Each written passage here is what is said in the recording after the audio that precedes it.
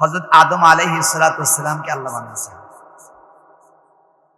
বানানোর আগে আল্লাহ পরামর্শ করছেন ফেরেশতাদেরকে নিয়ে যে আমি জমিনে মানুষ বানাতে চাই।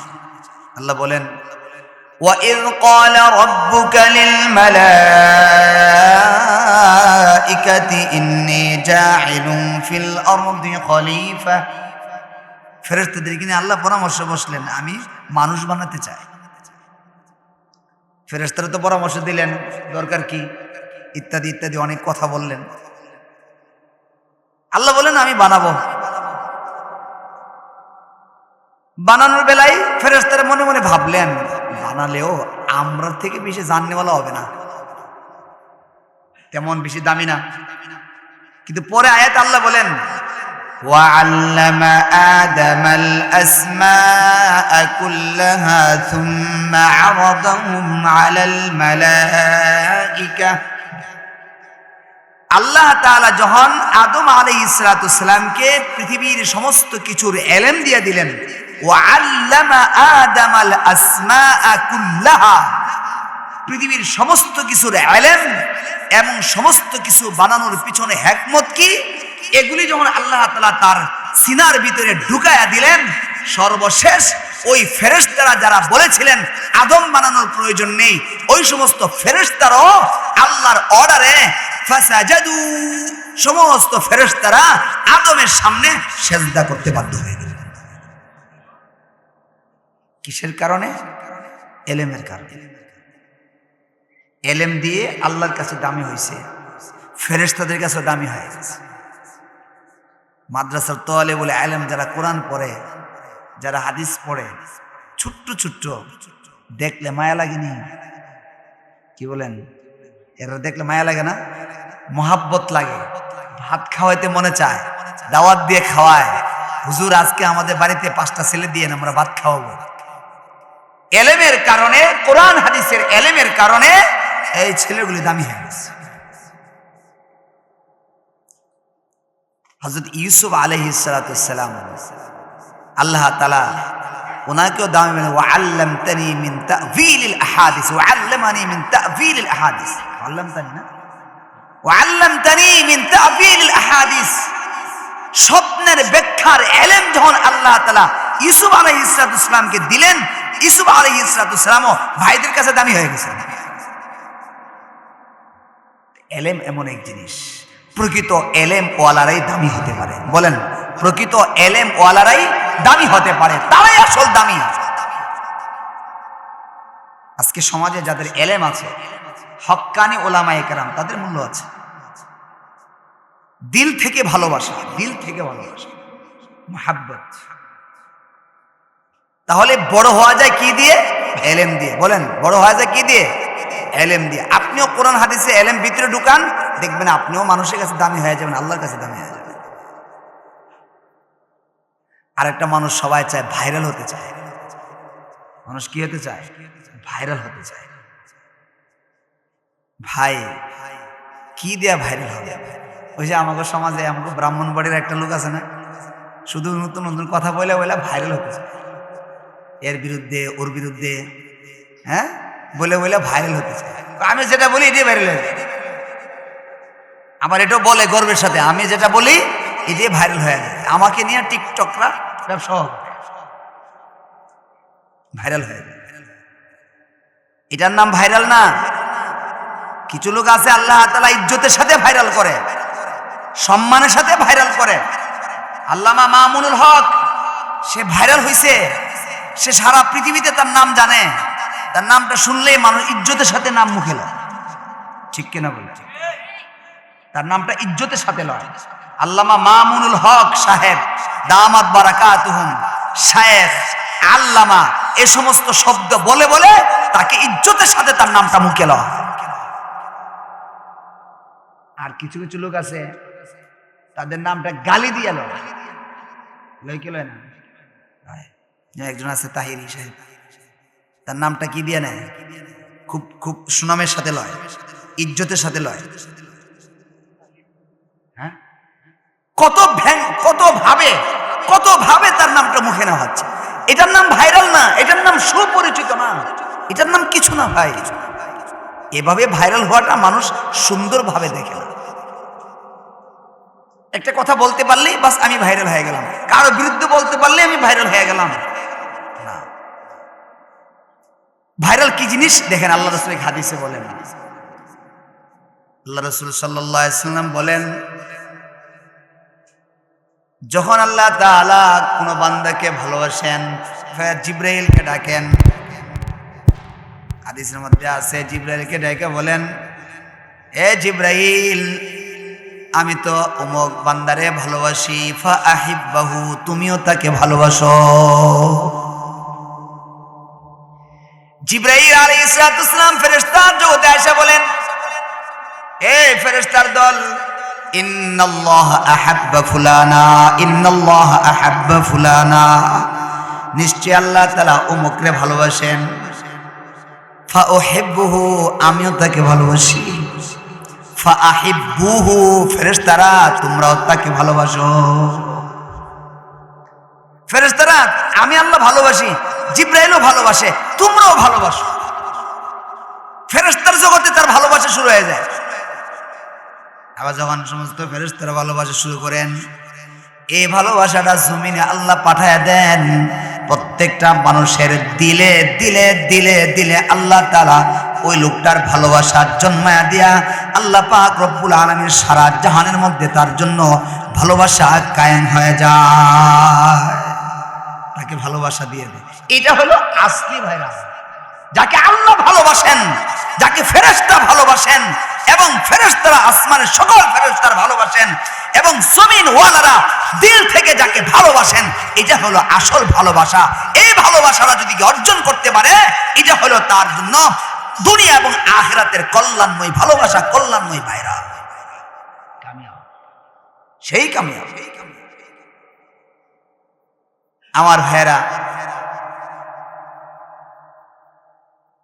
সমাজে যতদিন বাঁচি, যতদিন থাকবো, ইজ্জতের সাথে থাকতে পারাটা এটা সবচেয়ে বড় জিনিস। মানুষকে তো মানুষ স্মরণ করে, ফেরাউন এমন স্মরণ করে না, কি বলেন? এই ফেরাউনের নাম কোরআনে দিতে নাই, আজকে তাফসীরে পড়ে আসে, ফেরাউনের কাহিনী পড়ে।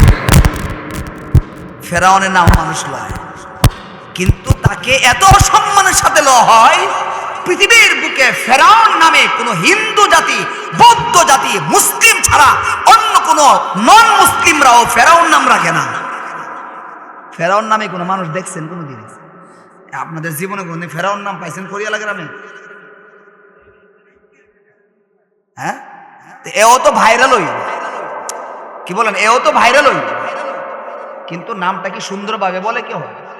নমরুদ্দা, আবু জাইল্লা, হামান্না, কারুন্যা, এভাবে বলে। এদের নাম ইজ্জতের সাথে লয় না। যদি আপনি কি বলবো, সরসরি ভাবে, স্বাভাবিক দৃষ্টিতে, বিতর্কত বলছি না, স্বাভাবিক দৃষ্টিতে যদি তাকান, কারবালার ময়দানে কেমন যেন বলা যায় হুসাইন রাদিয়াল্লাহু তাআলা আনহু কেমন যেন পরাজিত হয়েছে। স্বাভাবিকভাবে দেখলে, বিতর্কত না, স্বাভাবিকভাবে আমরা চর্মচক্ষু যদি দেখি, কারবালার ময়দান হুসাইন রাদিয়াল্লাহু তাআলা আনহু শাহাদাত বরণ করে কেমন যেন প্রতিপক্ষের সামনে পরাজিত হয়েছে, তাই না? কিন্তু পরাজিত হয়েও নামটা স্বর্ণ অক্ষরে লেখা আছে। তার নামটা যখন লওয়া হয় হুসাইন রাদিয়াল্লাহু তাআলা আনহু বলে, ইজ্জতের সাথে, সম্মানের সাথে, সেখানে যদি দ্বীনের জন্য শাহাদাত বরণ করে থাকেন, যদি সেখানে দ্বীনের জন্য ওই কাফেরের সামনে, বেদেনদের সামনে, ওই লোকদের সামনে যদি সে পরাজিত হয়ে থাকে, কিন্তু তার নামটা কিয়ামত পর্যন্ত ইজ্জতের সাথে, সুনামের সাথে, রাদিয়াল্লাহু তাআলা আনহুর সাথে, সুনামের সাথে স্মরণ করা হয়ে থাকে। এটা হলো সুনামের জিন্দেগি। জীবনটাকে সুনামের জিন্দেগি বানাতে হবে, দুর্নামের জিন্দেগি না, যে মরে গেলে মানুষ বলবে মরছে, ভালো হয়েছে, এলাকাটা জ্বালায় শেষ করে লাইছে। এই ধরনের জীবনের কোনো দাম নাই। মরে গেছি আর মানুষ আমাকে বেইজ্জতির সাথে আমার নামটা মুখে লইছে, এটা না, এটাকে কোনো সুনাম বলে না। মানুষ যদি, আমি যদি মারা যাই, মানুষ আমাকে বেইজ্জতির সামনে আমার নামটা নেবে, বেইজ্জতি করে আমার নামটা নেবে, জালেম বলে আমার নামটা স্মরণ করবে। এটার নাম কোনো জিন্দেগি না। জিন্দেগি তো এটাই, মরে যাব, কিন্তু মানুষ আমাকে দুনিয়া থেকে চলে যাওয়ার পরে ইজ্জতের সামনে ইজ্জতের সাথে আমার নামটা নেবে। আমি তো অনেক সময় বলি, যেদিন তুমি এসেছিলে ভবে, কেঁদেছিলে তুমি, হেসেছিল সবে, এমন জীবন করো হে গঠন, মরিলে হাসিবে তুমি, কাঁদিবে ভুবন। যেদিন তুমি এসেছিলে ভবে, কেঁদেছিলে তুমি, হেসেছিল সবে, এমন জীবন করো হে গঠন, মরিলে হাসিবে তুমি, কাঁদিবে ভুবন। যেদিন তুমি পৃথিবীতে আসছিলা, হুয়া হুয়া করে কাঁদছিলা। যেদিন তুমি পৃথিবীতে আসছো, তোমাকে পায়া সবাই আনন্দ ফুর্তি করছে, উৎসাহ উদ্দীপনা করছে, মিষ্টি খাইছে। তোমাকে পায়া মানুষ খুশি হয়েছে, তোমার দাদা দাদি মিষ্টি খাইছে, আর তুমি হুয়া হুয়া করে চিল্লাইছো। তুমি তোমার জীবনটাকে এমন ভাবে বানাও, যেদিন তুমি দুনিয়াতে মরে যাইবা, কবরের মধ্যে যাওয়ার সঙ্গে সঙ্গে তুমি হাসবা, আনন্দ ফুর্তি করবা। 3 প্রশ্নের উত্তর দিয়া তুমি কবরের মধ্যে জান্নাতি হয়ে যাইবা। তোমাকে বলা হবে আলবিসু লাহু মিনাল জান্নাহ, তার জন্য জান্নাতের পোশাক পরায় দাও। ওয়া আফরিশু লাহু মিনাল জান্নাহ, জান্নাতের বিছানাটা বিছায়া দাও। তোমার জন্য জান্নাতের মধ্যে নাজ নিয়ামত, জান্নাতের নাজ নিয়ামত কবরের মধ্যে দিয়ে দেওয়া হবে, তুমি খুশি হইবা। আর তোমাকে হারায়া মানুষ চোখের পানি ফেলাবে। তোমাকে হারায়া নীরবে নীরবে চোখের পানি ফেলাবে, রাস্তার মোড়ে মোড়ে তোমার জন্য চোখের পানি ফেলাবে, চার দোকানে বসে বসে তোমার জন্য আফসোস করবে। যেখানে মানুষ তোমার কথা স্মরণ করবে, সবাই আফসোস করবে, হাই হুতাশ করবে। সোনার একটা মানুষ ছিল আমাদের এলাকায়, মানুষটা চলে গেছে। তুমি তোমার জিন্দেগিটাকে এমন ভাবে বানাও, যেমন ভাবে বানাইলে মানুষ তোমাকে ইজ্জতের সাথে স্মরণ করবে। ইজ্জতের সাথে যদি মানুষের মুখে মুখে উঠতে পারো, সম্মানের সাথে যদি উঠতে পারো, এটার নাম হইল তোমার আসলি জিন্দেগি। আজকে সারা দুনিয়া ভাইরালের পাগল। কেউ কোনো ভাবে যে কথা বলতেছিলাম, ভাইরালের পাগল। ভাইরাল হয়ে সারলে, ভাইরাল হওয়ার আগে ক্যামেরা আয়, অমুক ক্যামেরা আয়ো, অমুক ক্যামেরা আয়ো, এই আমারটা ভিডিও করো, আমারটা ভিডিও করো, তারপরে মোবাইল দিয়ে ভিডিও করো। ভাইরাল হয়ে সারলে, যখন বড় ভাইরাল হয়ে যায়, সর সর, বুঝেন নাই? এগুলো আরেক দুনিয়া শুরু হয়েছে। ক্যামেরা দিয়ে ভাইরাল হয়, পরে ক্যামেরাই কি হয়ে যায়, পর হয়ে যায়। ক্যামেরায় তার জন্য ভোগান্তির কারণ হয়ে যায়। আছে না এমন? বহুত আছে। আমার ভাইরা, এই ভাইরাল ভাইরাল নয়, আজকে জিন্দেগি বানান, রবের সাথে কানেকশন করেন। রবের সাথে যদি কানেকশন হয়, রবের সাথে যদি জিন্দেগি মিলে যায়, রবের সাথে যদি আপনার সমস্ত কিছু রবের সাথে তাআল্লুক হয়ে যায়, এই জিন্দেগি হলো আপনার জন্য সুখের জিন্দেগি। পৃথিবীতে বড় হতে পারেন, পৃথিবীতে মানুষের কাছে দামি হতে পারেন, সুন্দর সুন্দর কথা বলা সহজ, আমল করা খুব কঠিন। আমরা যে বক্তার জগৎ যে কি হয়েছি, আল্লাহ ছাড়া কেউ জানে। আল্লাহ আমরা মাফ করেন। 2-4-5 কথা কইলে মানুষ যাইবার সময় হাদিয়া দিয়ে দেবে, 5,000, 10,000, 15,000। কেউ ইচ্ছা করে নে, কেউ ছায়া নে, কেউ জোর করে নে, কেউ আগে ফাটান লাগে, কেউ বিকাশ করন লাগে, কত কিছু। দিনের 2 কথা বলবো, ইসলামের জন্য 2 কথা বলবো, কত কিছু আমাদের ফরমালিটি। আল্লাহ আমাদেরকে এমন ভাইরাল বানায়েন না যে ভাইরালের কারণে মানুষ অসন্তুষ্ট, এমন ভাইরালে আমাদেরকে পৌঁছায়েন না যে ভাইরালের কারণে মানুষের ফোন ধরা যায়। তো ভাই, আসলি ভাইরাল তো ওইটাই, আসলি জিন্দেগি তো ওইটাই যে জিন্দেগি রবের সাথে হবে, যে জিন্দেগিটা দিলটা রবের সাথে মাইল হবে, আল্লাহর জন্য হবে, নিজের ব্যক্তিগত জীবন, সামাজিক জীবন, রাষ্ট্রীয় জীবন, অর্থনৈতিক জীবন, ব্যবসায়ী জীবন, সমস্ত অঙ্গনে যদি আপনি আপনার রবের সাথে কানেকশন করতে পারেন, এটাই হলো আস্তিক কানেকশন, এটাই হলো মূল। এজন্য আল্লাহ বলে দিয়েছেন, ওয়ামান আরাদাল আখিরাতা ওয়া সাআ লাহা সা'য়াহা ওয়া হুয়া মুমিনুন ফাউলাইকা কানা সা'য়ুহুম মাশকুরা। যদি কোনো ব্যক্তি ওয়ামান আরাদাল আখিরা, যে ব্যক্তি দুনিয়ার জিন্দেগিতে থাইকা আখিরাত চায়, আখিরাত চায়, ওয়ামান আরাদাল আখিরা, যে ব্যক্তি আখিরাত চায়, শুধু চায় না, ওয়া সাআ লাহা সা'য়াহা, শুধু আখিরাত চাইলে হবে না, তুমি পরকাল চাইলে হবে না, জান্নাত চাইলে হবে না, জাহান্নাম থেকে মুক্তি চাও এটা চাইলে হবে না। শুধু চাই বললে যেমন ভাবে জিপিএ পাওয়া যায় না, আমি ভালো রেজাল্ট করতে চাই চাইলে যেমন ভালো রেজাল্ট করা যায় না, তার জন্য চেষ্টা করা লাগে, তার জন্য ফিকির করা লাগে। আল্লাহ পাক রব্বুল আলামিন বলেন, ওয়া সাআ লাহা সা'য়াহা, জান্নাত চাইলেই হবে না, পরকাল তোমার নিজের জন্য চাইলেই হবে না, তার জন্য তোমার সাধ্য অনুযায়ী চেষ্টা করা লাগবে। ওয়া সাআ লাহা সা'য়াহা, তুমি পরকাল যদি হাসরের ময়দান যদি ভাইরাল হতে চাও, হাসরের ময়দানে যদি তুমি আল্লাহর জন্য হতে চাও, তার জন্য শুধু চাইলেই হবে না, ঠিক সাআ লাহা সা'য়াহা, তোমাকে চেষ্টা করতে হবে। আমি জান্নাত চাই, আর কি বেরি হয়, জান্নাত চায় গাঞ্জা খায়, জান্নাতও চায় মাজারে পূজা করে, এমন আছে না নাই? সবার জিজ্ঞাসা করেন, সবাই বলবে আমি জান্নাত চাই, আমি জাহান্নাম চাই না, আমি জান্নাত চাই, সবাই এক কথা বলে। কিন্তু কেউ মাজারে, কেউ ইবাদতের নামে কেমন যেন মূর্তি পূজার নেই, বিভিন্ন পূজার নেই, বিভিন্ন মাজারের মধ্যে যে সমস্ত কর্মকাণ্ড হয়, জান্নাত পাইব তো দূরের কথা, জাহান্নামের যে কোন তলায় গিয়ে তাদের থেকে আল্লাহ ছাড়া কেউ জানে না। আমার ভাই, শুধু জান্নাত চাইলে হয় না, জান্নাত তার জন্য কষ্ট করতে হয়, জান্নাতের জন্য কষ্ট করা হয়। আল্লাহ শর্ত দিয়ে দিন,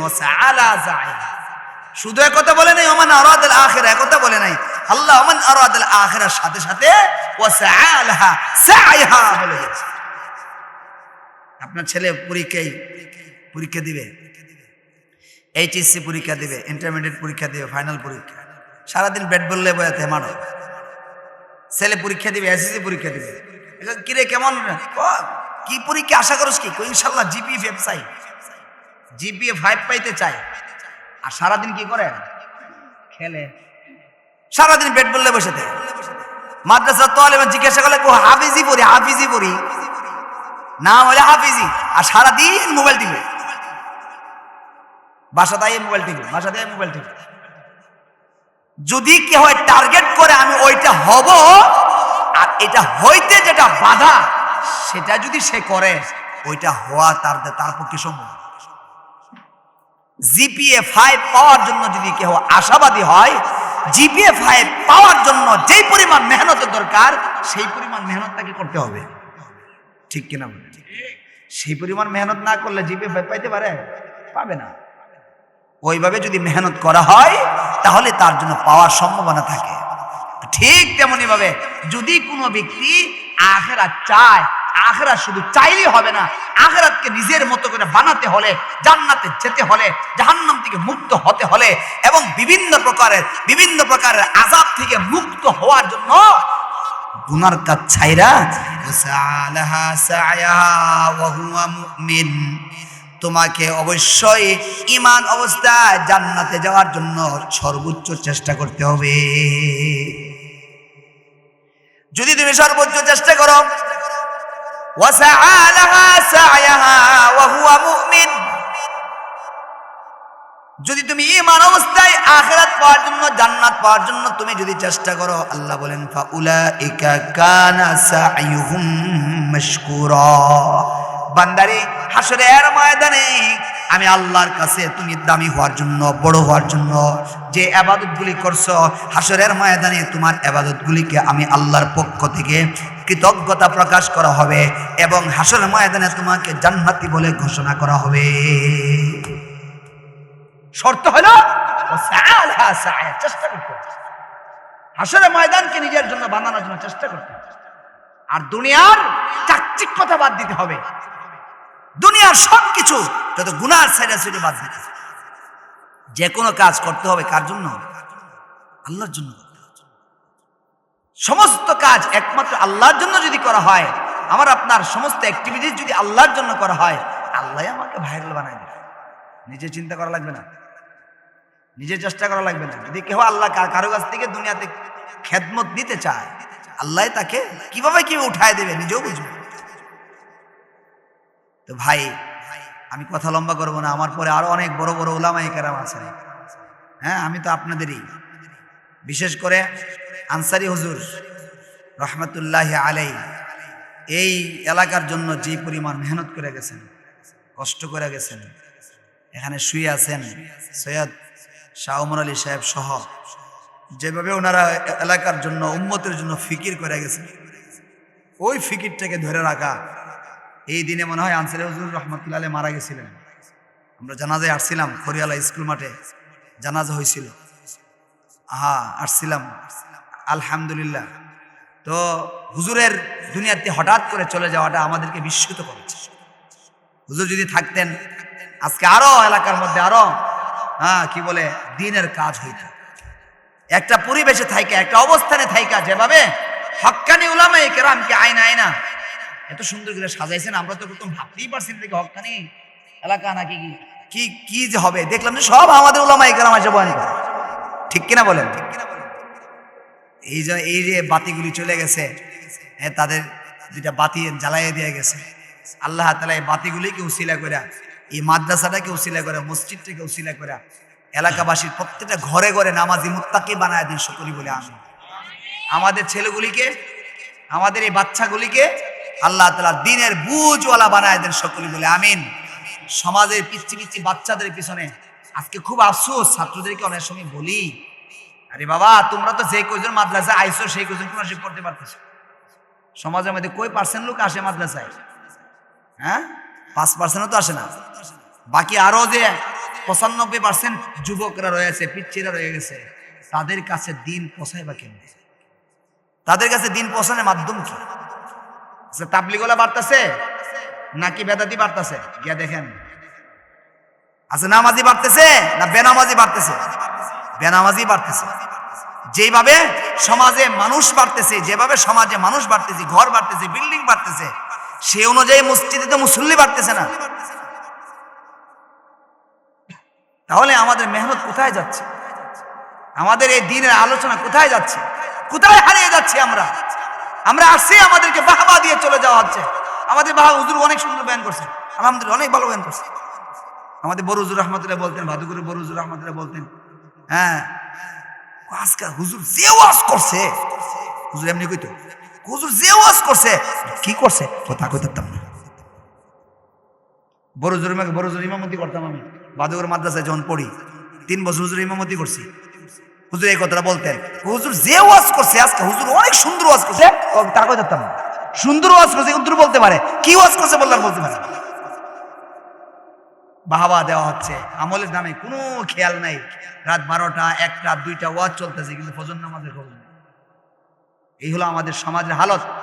এই ওয়াজ মাহফিলের পাশাপাশি, ওয়াজ মাহফিলকে আমি ছোট করে দেখছি না, ওয়াজ মাহফিলের পাশাপাশি মাদ্রাসার তালিবুল ইলম, ইমাম, তারপরে খতিব, তারপরে মসজিদের সভাপতি, সেক্রেটারি, ক্যাশিয়ার সাহেবরা, আপনারা যদি সমাজে সচেতন না হন, তাহলে এই সমাজের যুবকরা আস্তে আস্তে কোথায় চলে যাচ্ছে খবর রাখতেছেন? কেউ জামাত ইসলাম হইতেছে, কেউ আহলে হাদিস হইতেছে, কেউ বেদাতি হইতেছে, কেউ বিভিন্ন রকমের ফেরকায় ঢুকে যাচ্ছে। আমাদের তো খবর নেই। আমরা আছি, বাস ওয়াজ মাহফিলে বিশাল বড় ওয়াজ করে দিয়ে গেলাম, বাস মনে করলাম যে আমরা দায়িত্ব শেষ। না ভাই, এতটুকু দায়িত্ব শেষ হয়ে যায় না, এতটুকুতে কিছু শেষ হয়ে যায় না। মসজিদের সভাপতি সাহেব, ক্যাশিয়ার সাহেব, আপনাদের অনেক দায়িত্ব আছে। সভাপতি সাহেব মনে করে বিল্ডিং করে, মসজিদে বিল্ডিং হয়ে গেছে, বাস আমি অনেক বড় কাজ করে লাইছি। না, এটা কোনো বেসিক কাজই না, এটা কোনো কাজের ভিতরেই পড়ে না। সভাপতি, সেক্রেটারি, কেশিয়া সাহেব, ইমাম সাহেব, খতিব সাহেব, ওনাদের বেসিক দায়িত্ব কি? একটা মসজিদের এরিয়াতে কতটা যুবক আছে, কতজন মসজিদে আসে, কতজন মসজিদে আসে না, কতজন ফজর নামাজে আসে, কতজন আসে না। এই এলাকার মধ্যে যদি একটা মসজিদের আন্ডারে 200 ঘর থাকে, 200 ঘরের মানুষগুলি তারা কোথায় কোন দিকে যাচ্ছে, তারা কি আমলে ব্যস্ত আছে, তারা কি নামাজ পড়তেছে কিনা, এই দিকে খেয়াল করে করে তাদের পিছনে মেহনত চালানোর নাম হলো মসজিদের কমিটি, মসজিদের ইমাম খতিবের সবচেয়ে বড় গুরু দায়িত্ব। এটা হলো মূল দায়িত্ব। আমার ভাইয়েরা, খুব আফসোস আমাদের জন্য, আমরা শুধুমাত্র মসজিদে মিম্বর থেকে বলে দেওয়াটাই যথেষ্ট মনে করছি। সভাপতি, সেক্রেটারি হয়ে যাওয়াটাই আমার জীবনের জন্য বড় মনে করতেছি। ওয়াজের মাহফিল থেকে বলে দিলেই বুঝি আমি মনে করছি সবচেয়ে বড় কাজ করে ফেলতেছি, এতটুকুই যথেষ্ট না। এটাও আছে, এটার সাথে সাথে সমাজের মধ্যে যদি সবাই মিলে যুবকদের পিছনে মেহনত না করা হয়, একদিন এই যুবকগুলি আমার আপনার থাকবে না, একদিন এই যুবকগুলি আমাদের হাতছাড়া হয়ে যাবে। বিভিন্ন রকমের ফেরকাওয়ালারা আমাদের যুবকগুলিকে নিয়ে যাবে। এই জন্য ভাই, আসুন নিজের জীবনকে আল্লাহর জন্য বানাই, উম্মতের জন্য ফিকির করি, ভিতরে ভিতরে কাজ করার চেষ্টা করি, মানুষের ধারে ধারে যাওয়ার চেষ্টা করি, ঘরে ঘরে যাওয়ার চেষ্টা করি, প্রত্যেকের ঘরে ঘরে গিয়ে দাওয়াত তাবলীগের নিসবতে, দাওয়াত তাবলীগ ওয়ালারা অনেক সময় আলহামদুলিল্লাহ অনেক কাজ করে। আলহামদুলিল্লাহ মাঝে মাঝে যে মসজিদে এসি নাই, যে মসজিদে ফ্যান নাই, যে মসজিদে ভালো বাথরুম নাই, এ মসজিদে যেতে চায়, বুঝাইতে পারেন। জামাতে রুখ দেওয়ার আগে ফিকির করে কোন জায়গায় গেলে এসি, কোন মসজিদে এসি আছে, কোন মসজিদে গেলে ভালো করে ঘুমাইতে পারবো, কোন মসজিদে গেলে বাথরুমটা ঠিক আছে, কোন মসজিদে গেলে আমাদের মেহমানদারি বেশি হবে। এই ফিকির করে তো সাহাবা আজমান কাজ করেন। আমার ভাইয়েরা, আমাদের কাজগুলো যদি সুন্দরভাবে উম্মতের দরদ দিয়ে আল্লাহ রাসূল সাল্লাল্লাহু আলাইহি ওয়াসাল্লাম যেমন ভাবে মেহনত করেছেন, এমন ভাবে যদি আমরা যারা এখানে বসছি, আমরা যদি ফিকির করি, আমরা যদি চেষ্টা করি মানুষের ধারে ধারে দাওয়াত দেব, মানুষকে নামাজের দিকে আহ্বান করো, তাহলে একটা সমাজ সুন্দর বানাতে বেশি দিন লাগবে না। সব কথা হুজুররা বলবে কেন? আপনি আমি বলার দরকার নেই। সব কথা হুজুররা বলবে। সুদখোরের বিরুদ্ধে হুজুররা বলতে হবে, ঘুষখোরের বিরুদ্ধে হুজুর বলতে হবে, এরপরে যৌতুকের বিরুদ্ধে হুজুর বলতে হবে, স্বামী স্ত্রী কেউ হক আদায় করে না এটাও হুজুর বলতে হবে, কাদিয়ানি কাফের এটাও ইমাম সাহেব বলতে হবে, হুজুর বলতে হবে। তারপরে বেদাতি সুন্নিদের বিরুদ্ধে হুজুর বলতে হবে, সাদিয়ানের বিরুদ্ধে হুজুর বলতে হবে, আহলেদের বিরুদ্ধে হুজুর বলতে হবে, যা আছে সব হুজুর বলতে হবে, আর যা তুফান আছে সব হুজুর বেঁধে যাক। আমরা কিছু বলবো কেন? কাদিয়ানি কাফের এটা কি শুধু হুজুরদের কথা না, সকলের কথা। কতজন বলছেন? কতদিন 40 চলে বলছেন? কতদিন উম্মতের কাছে বলছেন? শিয়া যে কাফের, শিয়ারা যে কাফের, এটা জানে নাকি? শিয়া বুঝেন তো? যে শিয়া হযরত আয়েশা সিদ্দিকা রাদিয়াল্লাহু তাআলা আনহার উপরে তুহমত লাগায়, জিনার তুহমত লাগায়, যে শিয়া আবু বকর এবং ওমর রাদিয়াল্লাহু তাআলা আনহুমাকে কাফের ফতোয়া দেয়, যে শিয়ারা হযরত রাসূল করিম সাল্লাল্লাহু আলাইহি সাল্লামকে বলে রাসূল নাকি কোরআন 10 পারা লুকিয়ে রেখেছে, এই সমস্ত শিয়াদের বিরুদ্ধে কোনোদিন কথা বলেছেন? বলেন নাই তো। আপনারা দায়িত্ব কি শুধু হুজুরদের না সকলের দায়িত্ব ছিল। সমাজে যত ধরনের বাতিল আছে সমস্ত বাতিলের বিরুদ্ধে কথা বলাটা সকলের দায়িত্ব, এটা শুধু হুজুরের দায়িত্ব না। সুদ হারাম না হালাল? বলেন। সুদ হারাম জানে না কেন? বলেন না, জানে না কেন? সবাই জানে। জানলে হুজুররা বলবে কেন? আপনারা কি বলার অধিকার রাখেন? সুদের কথা সমাজে যখন দাওয়াত দেয়, দাওয়াত তো জেফত গুলো তো আপনারাও খান, জেফত গুলো তো সর্দাররা যায় কি যায় না? সর্দার সাহেবরা তো জেফতে দাওয়াত পায়, তা আপনাদের কথা তো একটা সমাজ চলে, আপনাদের কথা তো সব জায়গায় চলে, তা আপনি সুদ হারাম এ কথা সমাজে কেন বলেন না? ঘুষ হারাম যে জানে না কেন? আপনি বলেন না কেন? এই যৌতুক নেওয়া কি বলেন না হারাম, যৌতুক নিয়ে হারাম জানে না কেন? সবাই জানেন, তা আপনি যদি সমাজের সর্দার আপনি বলেন না কেন? সব হুজুর বলতে হবে, তুফান সব হুজুর বেঁধে যাক, ইমাম সাহেব বেঁধে যাক। হুজুর দিয়ে সব বলায়, সর্দার সাহেব বলে না।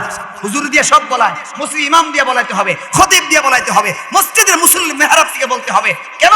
আপনারা দায়িত্বশীল না? আপনারা কেন সমাজে বলেন না কথাগুলো? যৌতুক হারাম এই কথা যদি গ্রামে সবাই মিলে, যে অনেকে সমাজে গ্রামের গোষ্ঠী বৈঠক হয় না, যে কোনো বিষয়ে পরামর্শ হয় না? পরামর্শ এটা বলে দেন না কেন? আমাদের সমাজের, আমাদের গ্রামের কোন ছেলে কোথাও যদি বিবাহ করতে যাও, সাতটা আন কেহ কিন্তু যৌতুক আনতে পারবে না, এটা কেন বলে দেন না? এটাও বলে দেন। কষ্ট পেলেন কথাগুলি না ভাই? এইভাবে যদি সমাজের পিছনে আমরা মেহনত না করতে পারি, আমরা যদি সমাজের প্রত্যেকটা রন্দে রন্দে যদি আমরা মেহনত না করতে পারি, তাহলে আমাদের আল্লাহর আদালতে মাসউলিয়ত ছাড়া পাওয়া যাবে না, জিজ্ঞাসা করা হবে। ভাই আসুন আমরা সকলে মিলে আজকের মাহফিলকে উসিলা করে আমরা দিনের দায়ী বনবো, আমাদের গানে জিম্মাদারি নেব। সমাজের মধ্যে মানুষ কিভাবে দামি হতে পারে, আল্লাহর কাছে ভাইরাল হতে পারে, এইভাবে সমাজে ফিকির করব, পারবো তো ইনশাআল্লাহ। আল্লাহ আমাদের সবাইকে তৌফিক দেন, সকলে বলে আমিন।